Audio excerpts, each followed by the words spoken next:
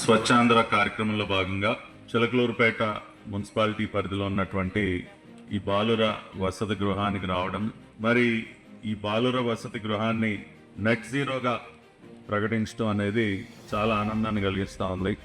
మనందరికి తెలుసు, జనవరి 2025 నుండి రాష్ట్రంలో స్వర్ణాంధ్ర స్వచ్ఛాంధ్ర ఉద్యమానికి శ్రీకారం చుట్టి గౌరవ ముఖ్యమంత్రి గారే స్వయంగా దానికి నాయకత్వం వహిస్తూ ప్రజలలో పెద్ద ఎత్తున చైతన్యం తీసుకొచ్చేటటువంటి ప్రయత్నం జరుగుతోంది. స్వచ్ఛాంధ్ర కార్పొరేషన్ ఈ కార్యక్రమాలన్నింటినీ కూడా సమన్వయపరుస్తూ జిల్లా యంత్రాంగం యొక్క సహకారంతో, ప్రజాప్రతినిధుల యొక్క సహకారంతో మరి ఈ కార్యక్రమాలన్నింటినీ కూడా ఇప్పటి వరకు విజయవంతంగా అమలు చేస్తూ వచ్చాం. ప్రతి నెల కూడా ఒక థీమ్ని ఎంచుకుని దాని ప్రకారం కార్యక్రమాలు రూపొందించుకుని ముందుకు వెళ్తూ ఉన్నాం. ఈ కార్యక్రమాన్ని ముందుకు తీసుకెళ్తున్నాం.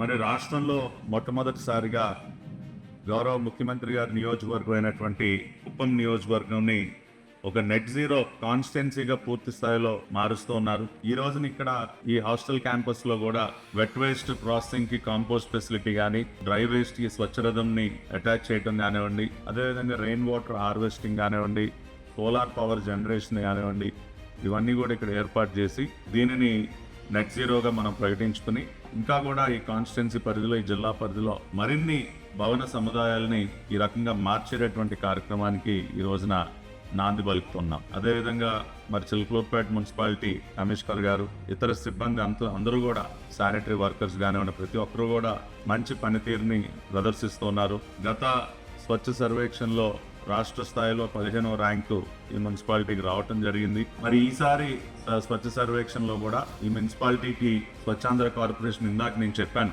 అన్ని మున్సిపాలిటీస్ కి గతంలో లేని విధంగా మనం ప్రత్యేకమైనటువంటి టీంని ఏర్పాటు చేసి వారు ర్యాంకింగ్ ని మెరుగుపరచుకోవడానికి అన్ని రకాలుగా మా సహకారాన్ని కూడా అందిస్తూ ఉన్నాం.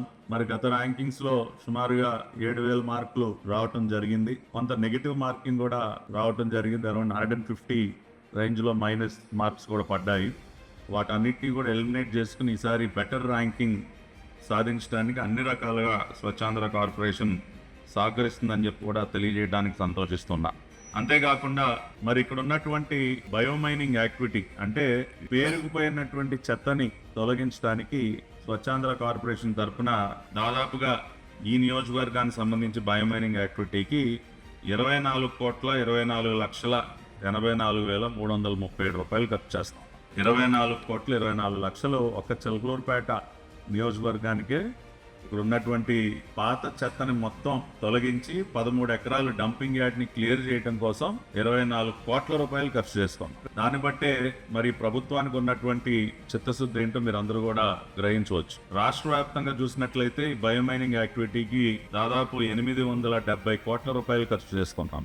అంటే ఇందాక మా ఎండి గారు చెప్పినట్టు మనం తయారు చేసినటువంటి చెత్త ఇదంతా కూడా, దానిని వాళ్ళు ఈ పేరుకుపోయిన చెత్తను తీయడానికి ఎంత ఖర్చు అవుతోంది?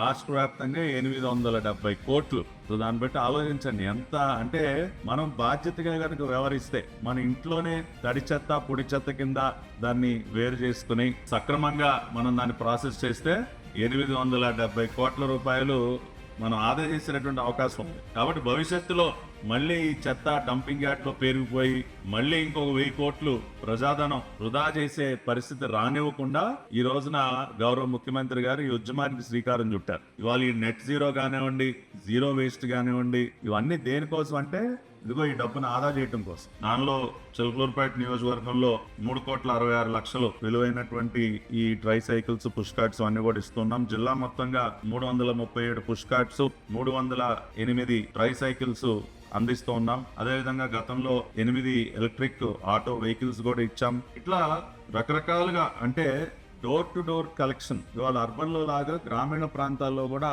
100కి 100% డోర్ టు డోర్ కలెక్షన్ మనం అచీవ్ చేయాలని గౌరవ ముఖ్యమంత్రి గారు చెప్తా ఉన్నారు. మరి దానికోసమనే రాష్ట్ర వ్యాప్తంగా 12,000 ట్రై సైకిల్స్ ప్రొక్యూర్మెంట్ జరుగుతూ ఉంది. డెలివరీస్ కూడా అయిపోతా ఉన్నాయి. ఈ విధంగా స్వచ్ఛాంధ్ర కార్పొరేషన్ వైపు నుంచి గవర్నమెంట్ ఆఫ్ ఇండియా, ఇవాళ ప్రధానమంత్రి నరేంద్ర మోడీ గారు కూడా మనం కృతజ్ఞతలు తెలియజేయాలి. పెద్ద ఎత్తున మరి ఈ కార్యక్రమానికి వారు కూడా నిధులు అందిస్తున్నారు.